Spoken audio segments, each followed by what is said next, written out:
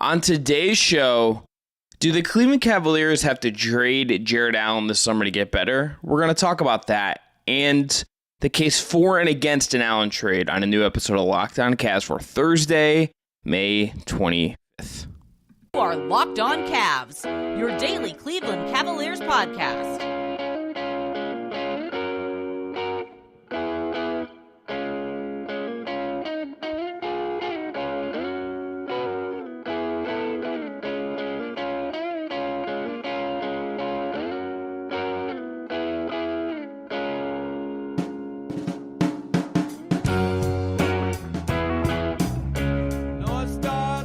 Today's episode is brought to you by Gametime. You can download the Gametime app, create an account, use the code LOCKEDONNBA for $20 off your first purchase. I want to thank you again for making Locked On Cavs your first listen every day. We are free and available wherever you get your podcasts and on YouTube, part of the Locked On Podcast Network, your team every day. I'm Chris Manning. I'm covering the Cavs and the NBA for outlets like SB Nation, Cleveland Magazine, and the Just Basketball Show. That man over there is Evan Dammarell. He's the founder of independent site Down Euclid, which covers the entire Cleveland sports scene. As always, we have Jake Stevens producing. He is not with us on this call. All right, segment one. We're going to talk about what went wrong for Jarrett Allen in the playoffs and what I think led to the topic. One of the more common topics in the Cavs online discussion, which is should the Cavs trade Jarrett Allen? Shout out to the guys at the Cleveland Sports Show. They did something about this the other day, and love you, McNuggets, but your fake trades were bad. They're really bad. Real bad, my guy. Just like hit me and Evan on the side, and we'll give you better fake trades if you really want them. Mike, yeah, I will. We'll do business together. Do not worry. Yeah, well, we can do better than that. All right, segment two, the case for and trading Jarrett Allen, and segment three, should they actually trade Jarrett Allen? We'll talk about that. But Evan, there's two quotes. Well, let's start somewhere else first. Okay. I can't think of ever seeing Jarrett Allen just kind of out-muscled like that, right? Like, I have seen times where he is a little more slender, like he struggles against like the behemoths. But, there are games this year when they played the Nets, for instance, where Nick Claxton really, I thought, was stronger than Allen inside and more physical than Allen inside. But you see him get just kind of whipped by Mitchell Robinson. That felt new. It did feel new. It also, to your point, I think Jarrett Allen does struggle with bigger guys. And I think this has just been a knock against him since he came into the NBA is sometimes if you rough him up or hit him with a little bit of physicality, he shrinks and doesn't want to deal with it. He doesn't want to handle it. And I think it's a bit of that front runner mentality that the Cavs kind of have where like they're very comfortable like imposing their will, shouting, screaming in your face, dunking all over you, blocking shots, etc., so on and so forth. But when somebody gives you a taste of their own medicine, Allen is one of those guys who just kind of shies away from it a little bit. So it's a little surprising just from the optics of, and I don't understand it because I'm not 7 foot, clearly, but like you should be able to handle somebody who's equal to you in terms of size and maybe not weight, but at least you're equivalent in other ways. And maybe there's ways you can savvy and change the matchup just because Mitchell Robinson was the better center in this series. But I think 10 times out of 10, people would say they'd rather have Jarrett Allen right now just because of just where they stand as a player, maybe. But that's neither here nor there. I was somewhat surprised. I think it was a combination of not just Mitchell Robinson. I think Isaiah Hartenstein really took Jarrett Allen to task. I think Julius Randle did a lot of things to frustrate them. Heck, even Josh Hart, who just has like a knack for finding offensive rebounds, just like really made a concerted effort along with just Mitchell Robinson being the focal point of just out hustling and out physicaling Allen, and then Allen shrank away from it because the physicality is just something he doesn't really like to handle on the defensive side of the ball, especially if you just keep hitting him repeatedly with it. What I think is where it starts is there, and I think there's also this part where I think schematically it pairs well with what the Cavs did that created some of these issues, right? Like I think he's coming up a little bit to contain guards and he's helping, and then Robinson is already just behind him. Allen had this quote that he said, quote, I think it's played a bit of a part, having me over in the paint ready for the drive to happen. I think it kind of put Mitchell Robinson in a better offensive rebounding position. It's always tough giving somebody like that a little bit better position and having to make up ground on them. So I think it played a little bit of a part, but I think physicality is what it came down to at the end of the day. And I think that read from Allen himself is correct. I think schematically, like what they were trying to do pulled him out of spots and made it harder. But he also just was getting outworked. And sometimes it can be that simple that you just got outworked. And it's interesting when you said like, oh, what is their weight? At basketball, like public weight data is sus at best. Like it's never entirely clear. It's hard to find things of substance just at times. We don't see the actual scale, but like Basketball Reference has Allen at 243, Robinson at 240, and you look at them and Robinson looks bigger. And I'm 6 foot 165, like I was in high school. Okay, that was weird.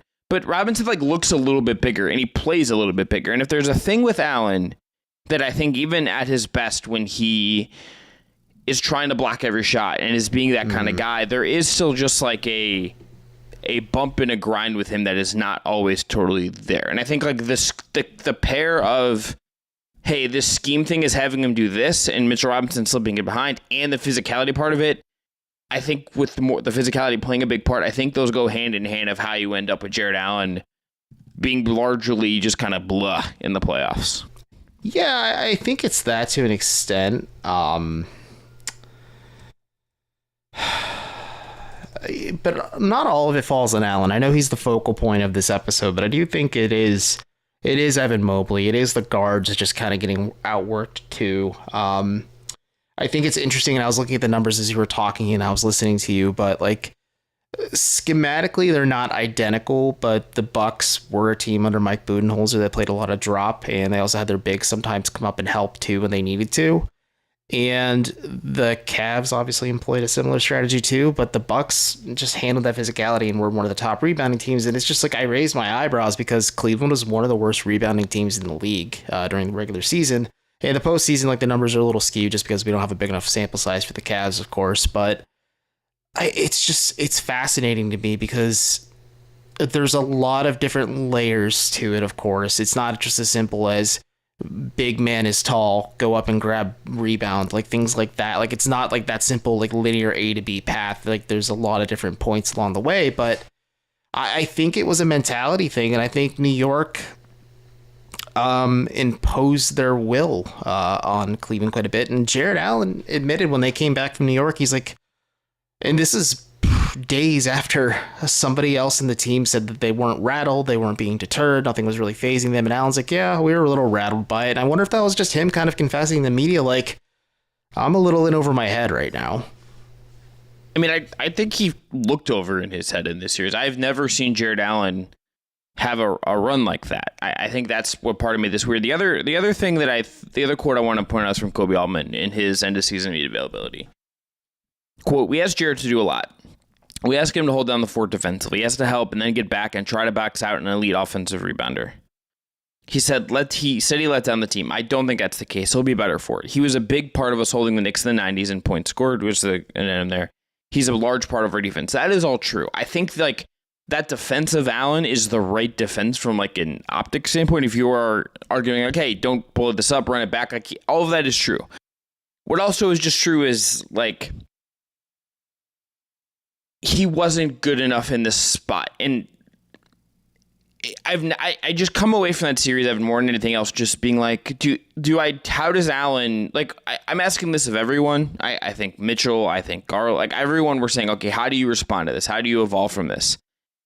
Allen's I'm very curious to see like if there's a different edge, because he's not a guy that has like a real like physical edge to him. He will try to block shots and do all that, but he's not like the most naturally kind of like real grimy kind of physical kind of guy. He doesn't have that Tristan Thompson kind of edge to him where Thompson just grinded opponents and out hustled and out physicality people, like just to grab those like second chance opportunities or just limit rebounding and stuff like that. It's like Steven Adams. It's like watch how Steven Adams screens versus how like Allen screens. It's different. It's just different. Correct. And I agree with Altman. Like, it wasn't just solely Allen's fault, even though I'm sure he was the one being crucified for everything. It was a collective effort. I think everyone is disappointing in this postseason debut for this team, and there's a lot more questions than answers just because we have such a small sample size. But it is curious to see how this changes going forward, because sure, why not? You were one of the top defensive teams in the first round of the playoffs. You held the Knicks to mostly either slightly above 100 points, but mostly below 100 points. And if that was your strategy and you're hoping like, hey, Donovan or Darius wake up and just bail us out on offense, like that is not a solid strategy to have playoff time, because that's just what you did in the regular season. There were no really like, that's a coaching aspect too, but like to your point about Allen, like I don't know what switch can flip, because he doesn't seem like he has like that edge or disposition to him to kind of like grind it out, or maybe just be a little bit more physical like a Mitchell Robinson or even a Steven Adams. That's a great example. Like Steven Adams he's a grinder. He's a tough dude. He's a tough bloke, if you will. But do they say bloke in New Zealand like that? I know. Yeah, I feel like is that on the okay? I don't know. We should ask Sean Coleman, who Steven Adams is a huge fan of his very thick Southern drawl. But that's neither here nor there. I am curious to see like what Allen does, because I don't think he has the disposition to be like that grimy, grinded out physical dude when he's just much more comfortable kind of being him. And I don't know like if he tries it, like how long can he last being inauthentic to himself? Because it's hard it's easy to regress back to what you're comfortable with, especially if it's not working. Yeah, and he's not like, I think he has strength, but he's not like the strongest 7-footer. Like Mitchell Robinson was stronger than him. Like other 7-footers have a little more bulk to them. Today's episode is brought to you by eBay Motors. For a championship team, it's all about making sure every player is the right fit. It's the same when it comes to your vehicle. Every part needs to fit just right. So the next time you need parts and accessories, head to eBay Motors. With eBay Guaranteed Fit, you can be sure every part you need fits just right the first time around. Just add your ride to my garage and look for the green check to know the part will fit or your money back. Because just like in sports, confidence is the name of the game when you shop on eBay Motors. And with over 122 million parts to choose from, you'll be back in the game in no time. And after all, it is easy to bring home a win when the right parts are guaranteed. Get the right parts, the right fit, and the right prices on ebaymotors.com. Let's ride. eBay Guaranteed Fit, only available to U.S. customers. Eligible items only. Exclusions apply. Thanks for making Locked On Cavs your first listen every day, everydayers. We'll be back tomorrow. We're going to talk about the types of small forwards that would best fit the Cavs. And by that, we don't mean, hey, you know what would be great? Getting Jason Tatum, or getting prime LeBron James, or getting Kevin Durant, or Kawhi Leonard, or whomever. We're going to be pragmatic about it, because that is realistic. The way. All right, Evan, 5 minutes on the clock. Let's talk about the case for trading him. Okay. Here, this is just where it starts. He is the best trade chip the Cavs have. That's it. Yeah, start and finish, he's their best trade chip for them. And if you really want to make a move to shake things up, or as you'd mentioned, like not even like Jason Tatum, but like if Jaylen Brown is somehow obtainable in a parlayed 3-way and a team gets Jarrett Allen through this trade, just in like a 3-way or multi-team deal like that, that's what you have to do. Like you have to crack these eggs to make an omelet. And we talked about this kind of when we were doing the initial like autopsy review of what went wrong in the postseason, this season as a whole. Like the Cavs may have to become comfortable with being uncomfortable and making these tough decisions of these dudes who helped bring you there, but may not be the guys who take you over the edge. The other part of this is $20 million is for a player who's a one-time former All-Star, who I think is above that line of centers who are average centers who are being squeezed financially right now. This is a good player who finishes well, block shots, is at a good age. Mm-hmm. He's the closest thing to a guy they have in their core that is probably untouchable, that they could deal to, that another team would really want. $20 million is also a good salary for salary matching purposes.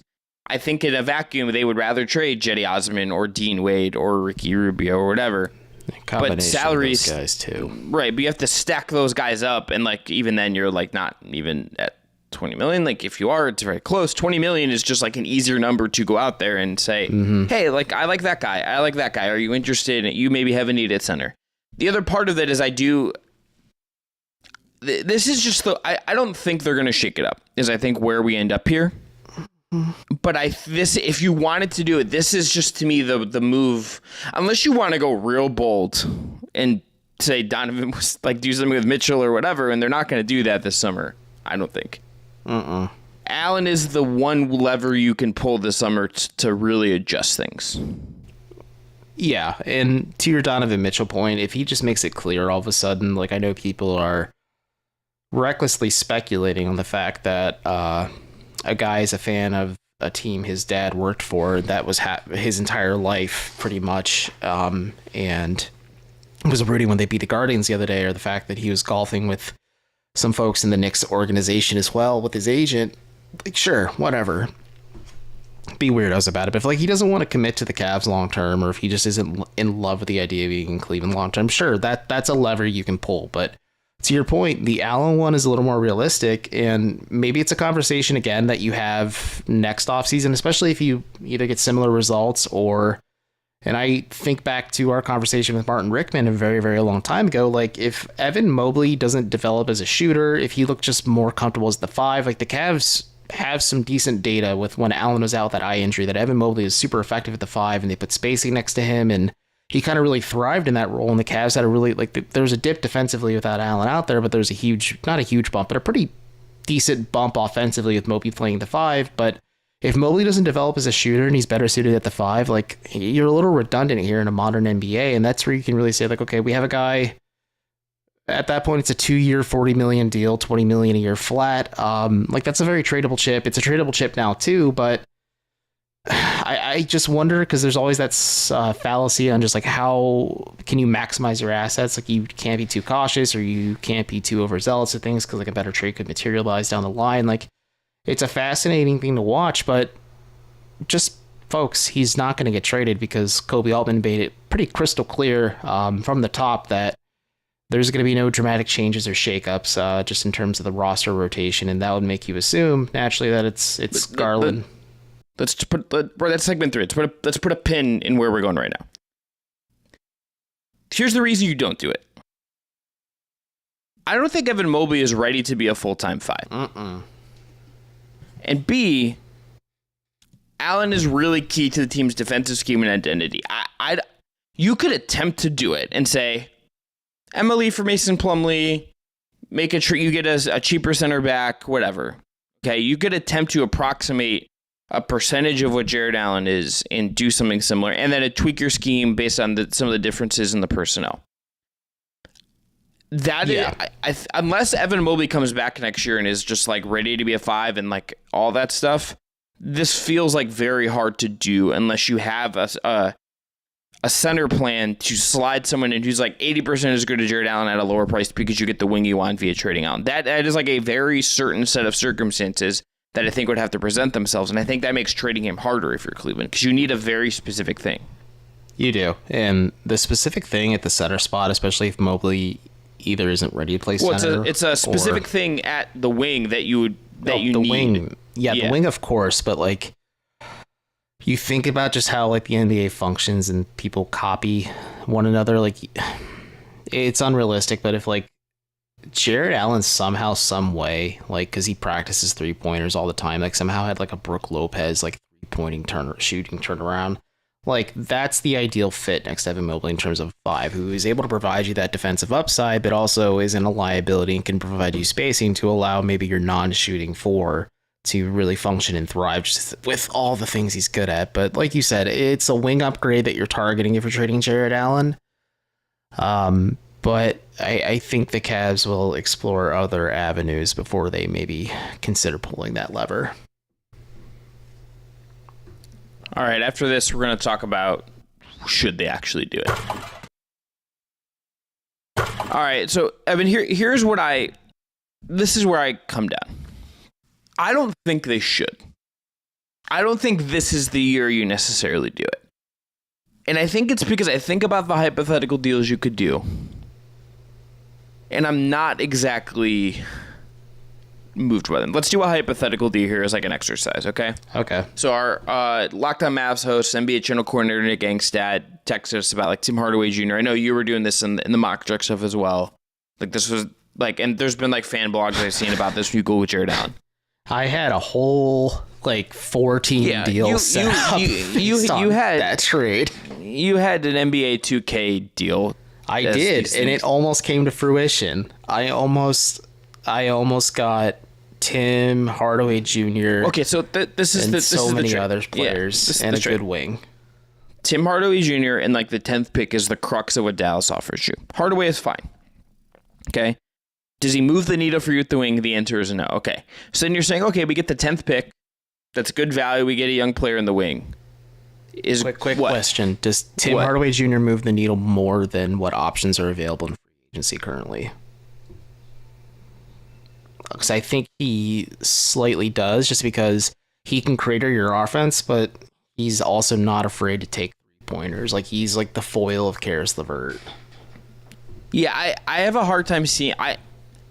I think the answer is maybe yes, but it's maybe just because you can control the fact that you're getting him, and you can't control the fact that you're going to... You can't control who you're going to get. I also just don't know if he is like... I don't know what that guy looks like as he gets a little bit older in the playoffs. That's tricky. So, okay, it's the 10th pick. Let's even say you get Taylor Hendricks or Grady Dick, who are good prospects. Mm-hmm. History tells you that, even if those guys are good prospects, are they helping you now? And I think, Evan, with the Cavs, even if they are quote-unquote running it back somewhat and they're preaching patience and culture and all these things, there is pressure to win right now and prove yourself to Donovan Mitchell. And, would JB Bickerstaff and the organization be in a position to give a rookie like Dick or Hendricks or whomever else they would let's say they pick a wing at 10 and they do this trade in this alternate reality, possible future, whatever. Are they in the position to give a rookie the runway to play through the ups and downs and adjust and become a contributor right away? I don't know if that is there. I would have some skepticism that that would happen for them in the way they would need it to. I think that's a fair assessment. And it's just tricky because the biggest thing for me is you need to prove to Donovan Mitchell that you're committed to building a winner, because it was clear after the season ended in 5 games against the Knicks. He said at the podium, he's I'm sick and tired of having this conversation. I'm sick and tired of losing in the first and second round. He's I want to go further. I want to win a championship. You can tell the fire and the desire is there, but there's also only so much Donovan Mitchell can do to carry a team at times. And he also didn't show up for the Cavs. But that's a different conversation in of itself. But committing to taking a step back defensively, I'd say a pretty sizable step back defensively if you trade Jarrett Allen to add more offensive firepower, is very tricky. And then you're also placing a lot of, let's just assume the Cavs draft this rookie in this hypothetical and then they keep him. They don't move down the draft board, or they don't try to trade out of the draft entirely just to get more veteran wing help at the end of the day. Placing your hopes on a rookie being part of this offensive firepower additions you're trying to add at the sacrifice of defense could either result in a more suitable winning situation for the Cavs and Donovan Mitchell, or it could result in chaos because JB Bickerstaff's more equipped to coach up a defense than maybe he is an offense, and Cleveland doesn't really have an offensive tactician on their coaching staff to kind of make the pieces work. I just can't find a trade, Evan. This is maybe the biggest. Maybe something is out there that we're not seeing, and maybe someone does poke free, and that changes the trajectory of what we're talking about here. Yeah. I just think with what centers are, and with what you really need to get back for Cleveland, I just can't find something that I get excited about. No, I can't either. I think part of the issue is centers that don't shoot have a certain limitation in value, and teams either have their center position locked up or they're very comfortable just filtering through cheaper, more cost-controlled options.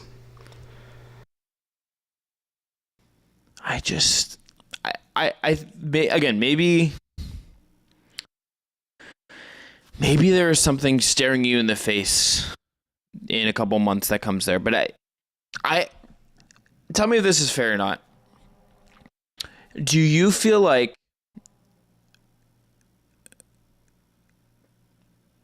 would I phrase this? I feel like this is a lever that could get pulled a year from now. It would make way more sense. Yeah, and by making more sense for me, it's just okay, Evan Mobley had a year 3 leap, but he's not like a reliable like he doesn't stretch the floor on a consistent basis. And he's like, again, we talk about like he may not be ready to play the 5, but as time goes on, like, oh, the Cavs are finding more success running like smaller lineups with Evan Mobley being the featured option at the 5. That's a conversation then. And I don't know. I think it's odd the Cavs are being so like cautious. I understand maybe running it back and trusting the process a little bit, but banking on your internal development to really like build this into an even bigger winner and prove to Donovan Mitchell that this is worth sticking around as you enter your prime, like that's not a dangerous game to play, but like it's a tightrope walk for sure. But I think, yeah, like it's a conversation maybe put a pin in, and who knows? Cleveland could be looking for a new coach and maybe like looking to make dramatic moves next offseason. Or everything just works out and they get out of the first round and they put up a fight in the second and maybe try to sneak into the Eastern Finals. Like a lot of things could change between now and then, but like just like I said, there are way more questions than there are answers because we have such a small sample size of how this team performed in the postseason, and what we do have doesn't give you a ton of optimism going forward. Yeah, like I think like there's pressure this year and there's dissatisfaction from this year. If this ends next year in the same way, you're looking at bigger changes, I think, number one. But like this would be the Allen trade would just like be like staring you in the face. Like it's just like that's your shakeup. And look, honestly, also just as a reminder, Kobe Altman could have just like been like, we're gonna run it back as like a positing. Things change. People in those positions don't always exactly tell you the truth because there's no incentive for them to be like, I'm trading Jarrett Allen right now. That is just a small caveat I would put on any of this. Yeah, like, yeah, Kobe Altman could have been saving face in the moment. He's just like, we're not gonna make any dramatic changes. And through right down Euclid mostly, I've actually gotten several emails from readers now saying like, well, there's a bunch of coaches on the market. Why aren't the Cavs making a move? And I'm just like, I don't know. Like, that's just my answer. I know it's not satisfactory for people to hear, but it's just the Cavs, I think, are content with figuring out what they have internally still and kind of doing the long con evaluation. They're also an organization that doesn't really overreact to things or make like dramatic like sweeping changes when they don't need to. And maybe the Allen case, like you said, it could be staring them in the face, but maybe it's like they're driving down a long stretch of highway and like it's like a rest stop that's like quite a few miles away. Like you can faintly see it in the distance, but like maybe you stop and you make that change there.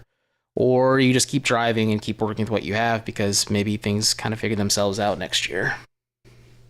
Fascinating times ahead. Jarrett Allen is certainly, I think, going to have some scrutiny on him next year. All right, we're going to, again, Everydayers be back tomorrow chatting about what actually would be the right kind of small forward the Cavs need. Wait. What? Can we share the Ultimate Cleveland Sports Show trade? No, Mikey McNuggets, I love you. You went on the bet. You went on the bet check thing and defended it today. Like that trade just sucks. It sucks. That doesn't do. That trade should draft pick, man. That trade should be like printed on a piece of paper. I want a big bonfire just to burn that one piece of paper with that trade on it, so it's just gone. And we should like Elon Musk scrub the tweets. Get him, like that trade is horrendous. Mikey, you don't need a fascist to scrub your tweets or delete the trade, but yeah, it's a bad trade. I would just say like you had a bad day, and then I would probably blame it on like Jay Crawford or something, if I'm being honest.